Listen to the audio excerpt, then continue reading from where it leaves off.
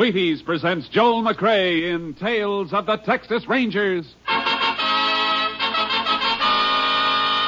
On stage tonight, transcribed from Hollywood, another in the Wheaties big parade of exciting half-hour presentations.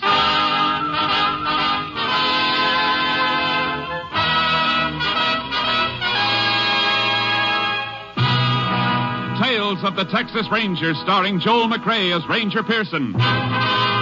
Texas, more than 260,000 square miles. And 50 men who make up the most famous and oldest law enforcement body in North America.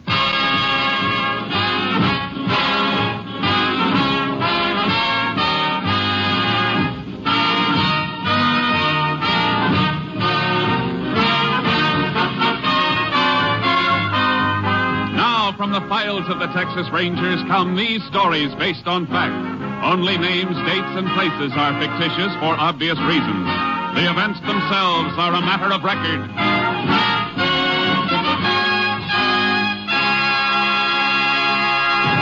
Tonight's case, the broken spur.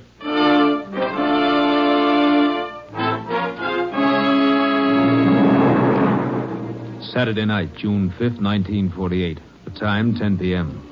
On a small ranch 10 miles south of Cranston, Irwin County, Texas, Milton Thomas was counting a large sum of money, preparatory to locking it up for the night. As he was counting, his dog Rags appeared to be nervous. Thomas tried to quiet him. Rags, stop that. You're making me count wrong. 50, 100... What in Sam Hill's the matter with you tonight? Now stop it. Quiet, Rags. Down. Who's there? Casey. What do you want, Casey? I want to talk to you. Seems to me it's awful late at night to be knocking at people's doors. Now, if it's about that All right, long... get back in the room. That gun, what are you trying to do? Get your dog back or I'll... Rags! Get back or you'll get the same thing. Rags! Get away from that dog. Give me that money. No, I won't. Don't you ask for it? No, don't take it. Get up. Let go of my legs. No. I said let go. No. All right, then.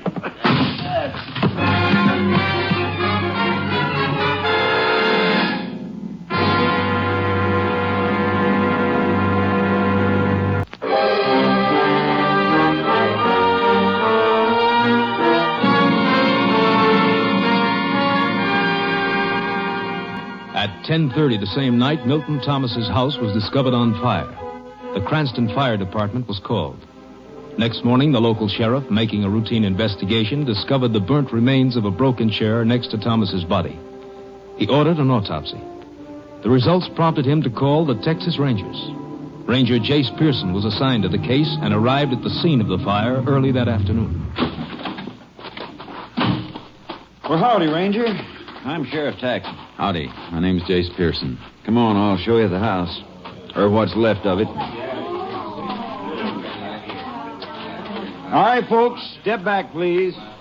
Shouldn't have all these people walking around here, Sheriff. Ruin any footprints there might be. I had my deputy here just a few minutes ago, Pearson. I sent him down to get some coffee. All right, folks, step back away from the house, all of you.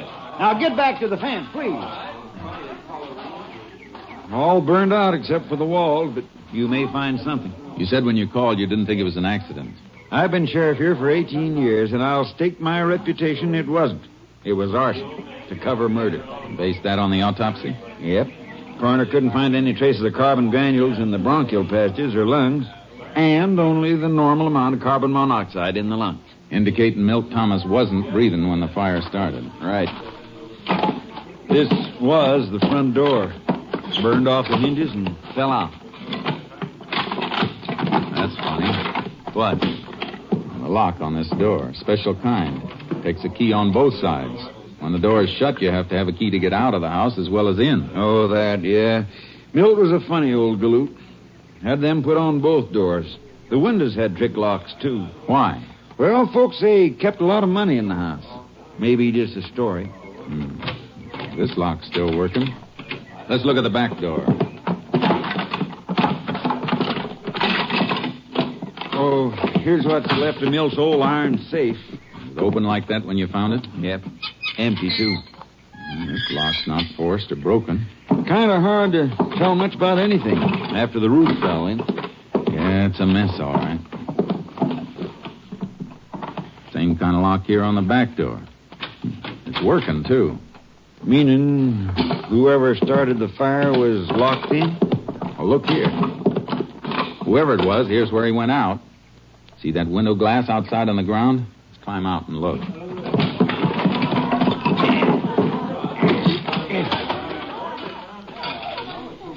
See? The heat didn't break it. It's not crazed. It was knocked out from inside. Then do you think the killer was trapped inside? Could have been, after he set fire to the place. How about footprints, Sheriff? Oh, there's thousands of them. Volunteer firemen tramping around all during the fire. Wait, here's something. Huh. Looks like a spur rowel. That's exactly what it is. Broken off a spur. Right below where the window was. Maybe busted off by a man jumping out the window with his tail feathers on fire? Maybe. I don't envy you none, Pearson. How come? Well, as a clue, the spur rowel's probably mighty important. But what, Sheriff? I was just thinking. There probably ain't over 10 million spurs in the state of Texas with rowels just like the one you got there in your hand. Well, your figure may be a little high, Sheriff, but I get your point. Hey, Jack. Yeah, what do you think you're doing, Jack? What's the matter, Sheriff? You know darn well what's the matter. I told you to keep back. I was just looking around. Well, stop kicking around those ashes. And the rest of you. That's evidence you're tramping on. We didn't mean no harm. Now listen, all of you. It's the last time I'm going to tell you. How'd you like it if we thought one of you was the criminal, coming back to the scene of the crime and deliberately trying to destroy evidence? Oh. Okay, then. Get back or get off the property altogether.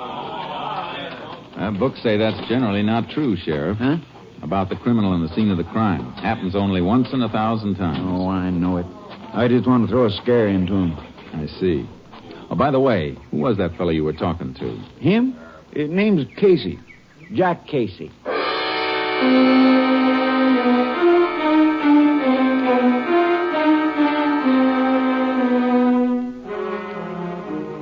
The sheriff and I went over the yard thoroughly, but any footprints the murderer might have left were trampled out by the firemen and the onlookers. Finally, some distance from the house, I found the place I was looking for. Sheriff? Huh? Come over here. What is it? Look, here's where he took off from. Hoofprints. Dug out in an awful hurry, too. And his horse tethered to this tree. Seems to me any man who had legitimate business at the house would have tied up closer. Yeah, that's logical. Well, look here. Horse chewed on the tree. Might be a cribber. We find our man, we'll likely find a horse that chews on his feed bin. See, these tracks head west toward Snake Creek. You got a horse, Sheriff? I can get one. Good. I'll get mine out of the trailer. We're going to follow those hoof prints.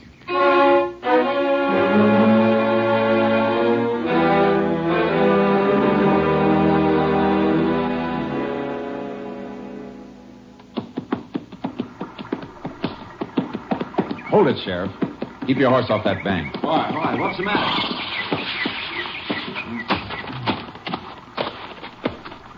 Boot prints.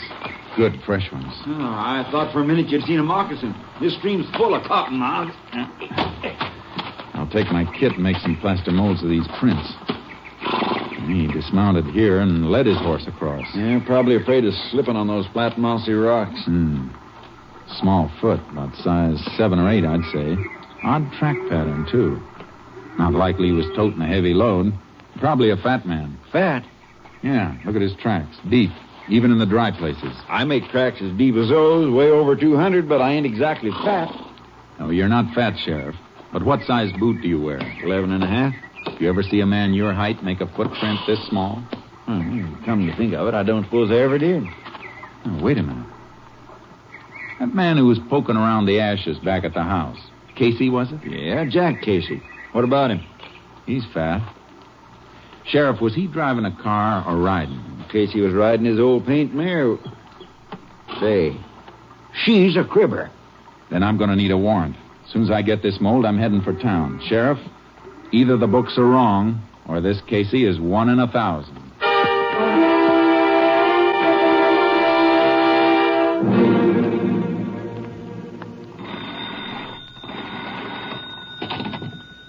Operator, this is Jack Casey again.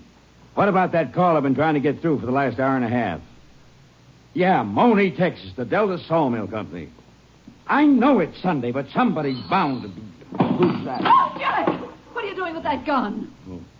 Oh, it's you. Operator. Hello, operator. You said you'd call me back every 20 minutes. It was over half hour last time. Well, keep trying. Jack, who are you trying to call? And what are you doing with your shotgun? Leave me alone, Martha. Where you been since noon? You were supposed to meet me at the Tate's for dinner. I know it, but... Who's that? Who is it? Texas Ranger. What? Jack, what have you done? Put that gun away. Get in the back room. You ain't fixing to shoot him, are you? If I have to. Jack, don't do it. Please, Jack, don't be... Hold it, Ranger. Stay where you are. Put that gun down, Casey. You're not coming in here. I got a warrant here says I can. And I am. Jack, put it down. Let go of that barrel. Grab it, Ranger. Give me that. You all right, ma'am? Yeah, I'm all right. Shotgun's a nasty thing to carry around cocked. I'll just take this. I want to look around a little. That's your bedroom? Yeah? Come on. Paint mirror outside yours? Yes, it is. Are these your boots? Mm-hmm. How'd you break this spur? Huh? Well, didn't know it was broken. I'll take these boots along. You want me to get it, Jack? No. Isn't somebody going to answer it? Yeah, sure. Hello? What? Never mind, cancel it. You better come along with me, Casey. What's this all about, Ranger? Where are you taking Jack? He thinks somebody killed Milt Thomas. To be exact, he thinks I did. No. You seem to know some of the answers. Some of them. Before we go, Ranger, I'd like to ask you one question. Sure. What time did this so-called murder take place? About 10 o'clock last night. 10 o'clock? Well, that's I'll when we were... handle this, Martha. Suppose I can prove where I was last night. We're just as anxious to prove a man innocent as guilty, Casey. Do you have any witnesses? About 300 of them. At 10 o'clock last night, I was sitting in the Cranston High School auditorium watching my niece graduate.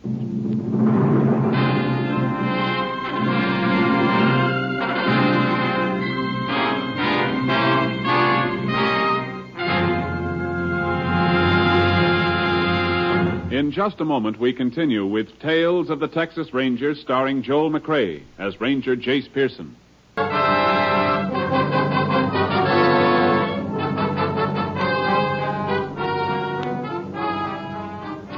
Casey stuck to the alibi that he'd been at the graduation the night before, but I already had enough evidence to take him in. While the sheriff was out asking questions around town, I tried to break down Casey's story. I tell you I was there. All right, take it easy, Casey. Let's assume for a minute you were. And how do you count for the boot prints made by your boots and found near the scene of the crime? Lots of people wear boots. Could have been anybody. I'm afraid not. You see, I made plaster casts of those prints, and the boots, the ones you admitted were yours, matched the prints to the last nail mark. Well, I've tramped around this part of the country a lot of times. They could have been old prints. These were fresh prints. Well, what about it? I don't know. All right, then. What about the rowel we found just outside Thomas' house? The one broken off your spur. I don't know anything about that either. There's no point in withholding information, Casey. You know we'll find out about it sooner or later. How you doing, Pearson? Casey decided to come clean? Not yet. What about the niece, Sheriff? The neighbors say she and her family left on a vacation early this morning. You know anything about that, Casey? No. Too bad. Because I've had several interesting chats. Casey, I've just talked to 4 people who were at the graduation exercises last night. 4 people who know you. And not one of them remembers seeing you there. I was at the high school last night, I tell you. Casey, the sheriff's talked to 4 people who didn't see you. Well, who did? I don't know. It was dark in the auditorium. Didn't you speak to anybody? No. Thing had already started. And... Oh, wait a minute. Yeah. I talked to one of the ushers. What was his name? Wasn't a him, it was a her. One of the high school girls. She was wearing a long pink dress. Sheriff, who's the principal of the high school? Mr. Schott. Warren Schott. All right, lock Casey up. I'm going to find out who the ushers were, and especially the little girl with the long pink dress.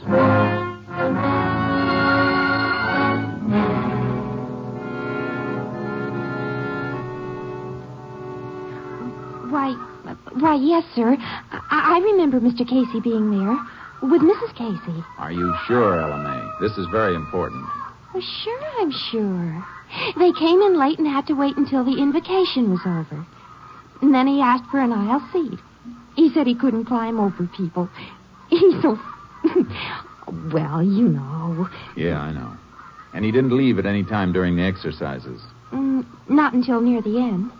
They left just before the recessional while everybody was standing and singing the class song. What time was that? Oh, a few minutes before 11. All right. Thank you very much. Goodbye. Was I any help, Ranger? Yes, LMA. You were a big help.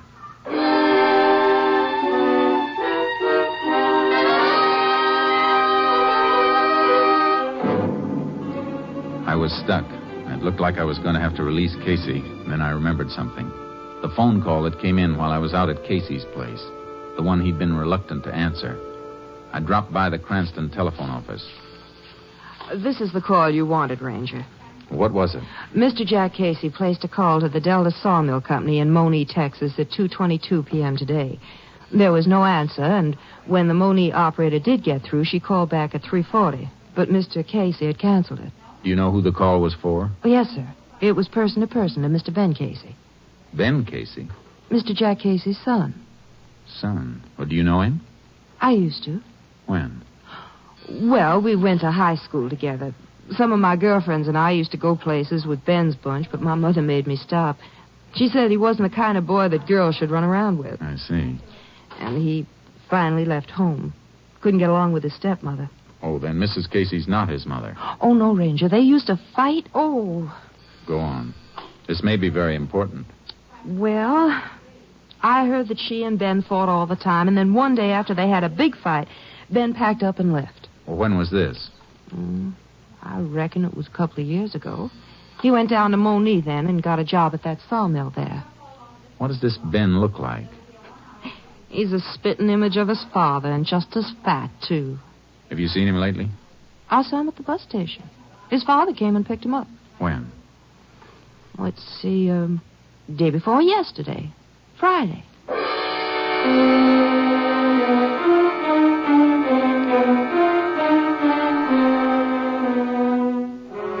There was no doubt now why Jack Casey wasn't talking.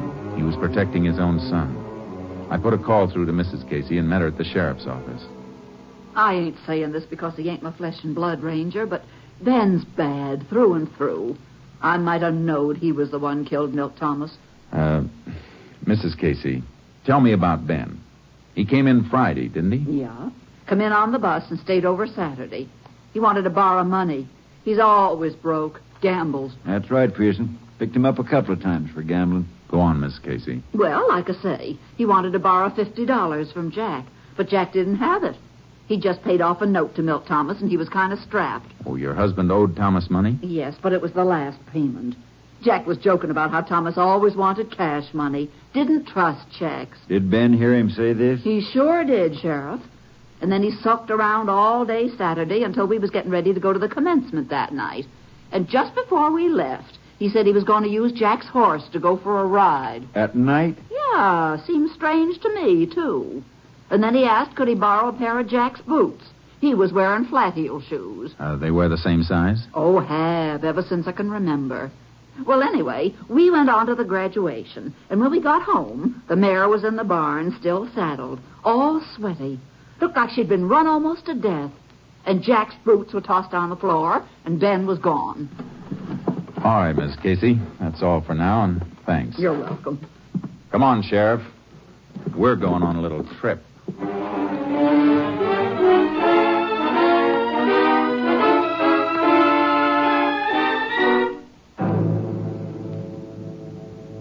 Sheriff Taxon and I piled into my car and headed for Monee. As soon as we got out on the highway, I put in a call to my headquarters. Unit 10 to KTXA. Unit 10 to KTXA.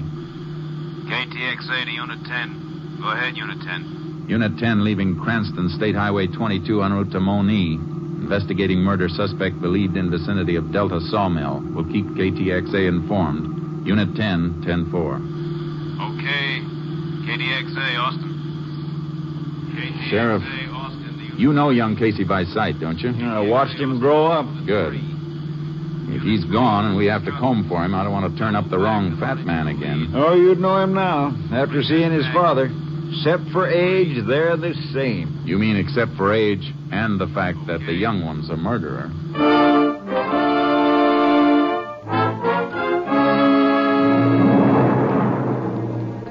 When we reached the sawmill, the moon was up.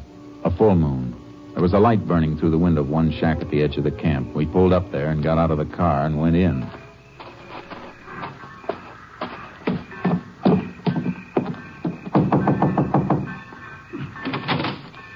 Well, howdy, Ranger, Sheriff. Hi. We're looking for a man named Casey. Ben Casey? Yeah, you around? I don't know for sure. Sleeps in the big bunkhouse down the line. Which bunk? I'll show you if you like. Fine.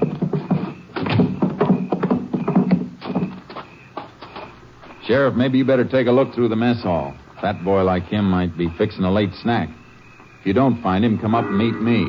And if you do find him, call me before you try and take him. Right. The bunkhouse is this way. No light in the place. Well, some of the boys was going into town for a moonlight dance. Don't know if Ben went with them or not.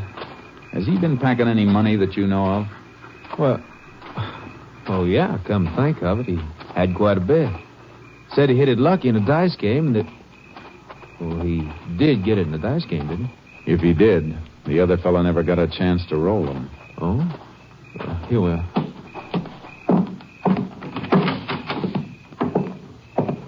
I'll light this lamp for you.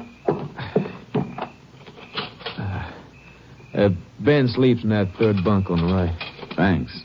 I'll wait for him. All right, I'll get back to my books and just entering a shipment that's being hauled out tonight. That's why you found me working. Go ahead. But if you see Casey, don't mention I'm here. The foreman went back to his shack, and I ripped Ben Casey's bunk apart. There was nothing in the bunk or the covering. I dragged the footlocker out from underneath and was bending over it when... All right, Ranger. Up with it, and don't turn around. They're up. What are you doing here? If you're Ben Casey, you know what I'm doing. This is the end of the road, boy. I'll take that lantern. I'd be careful with that, Ben. Remember what happened the last time you dropped a lantern? You're pretty smart, ain't you, mister? But I'm smart, too. Here's a present for you.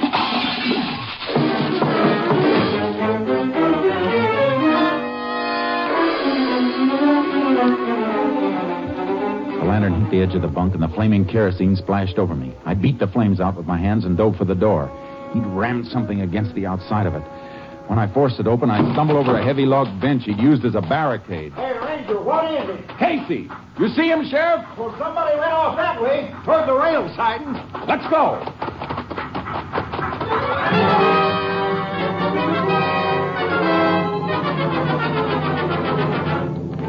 We spotted him swinging up the side of a flat car as the train hit the main line and started to roll.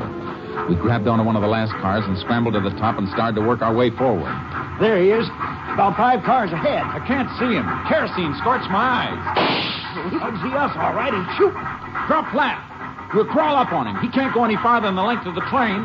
There he goes. He's jumping. I see him. I'm going after him. Well, I'm coming with you. He's breaking through the wheel.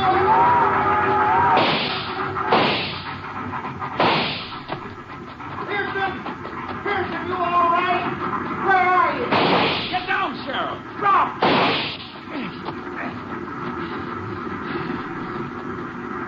Can you see him? No, but he's close. About 10 yards in, not moving. Keep low. We're silhouetted good against this clearing. What you doing, Pearson? Taking off my jacket. See if you can find a stick about 5 feet long. Well, here's a dead branch. This do? Fine. Give it to me. What you fixing to do? I'm going to put this branch through my coat sleeves like this. Here. When I tell you, hold it up. I get it. Something for him to shoot at, huh? Right. I'll fire his gun flash. All right, Casey. Come on with your hands up. This is your last chance, Casey. Okay, Sheriff. Lift the coat. You got him. Come on. Don't shoot, Ranger. Don't kill me. Oh, please give me a chance. Like you gave Milt Thomas? It was a short train ride, Casey, but I got a hunch you'll get a longer one soon. Come on.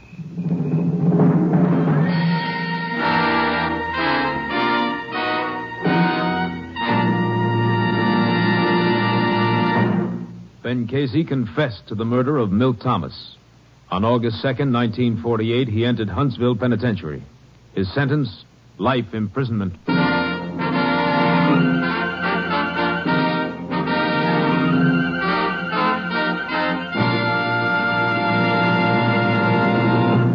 The story was transcribed and adapted by David Bruce and was produced and directed by Stacy Keach. Hal Gibney speaking.